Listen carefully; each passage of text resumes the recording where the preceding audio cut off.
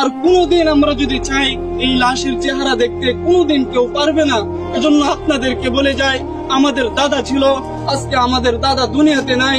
আমাদের নানা ছিল, আজকে দুনিয়াতে আমার নানা নাই। অনেকের বাবা দুনিয়ার জমিনে ছিল, আজকে আমাদের বাবা অনেকের হারায় গেছে।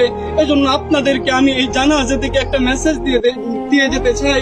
যারা আজকে মনে করতেছেন যে দুনিয়ায় আমার জন্য আসল, এ দুনিয়ায় আমার, এ দুনিয়ায় আমার, আল্লাহ তাআলা বলতেছেন আমাল হায়াতুদ দুনিয়া ইল্লা মাতাউল গুরুর, যে দুনিয়াটা হচ্ছে একটা ধোঁকা, এ দুনিয়ার সব কিছুই ধ্বংস হয়ে যাবে।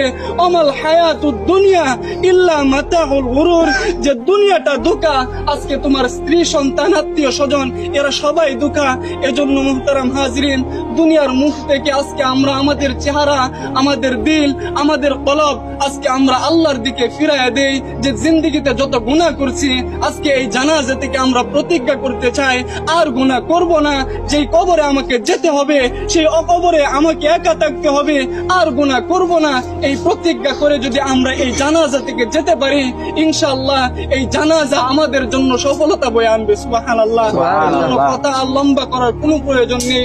অনেকেই আত্মীয় স্বজন আছে, তারা কথা বলবেন। এই জানাজাই হচ্ছে আমাদের জন্য সবচাইতে বড় সবক, কথা ঠিক না? আল্লাহ তাআলা আমাদেরকে যে কথাগুলো বলছে সকলকে বোঝার তৌফিক দান করুক। সকল বলে আমিন।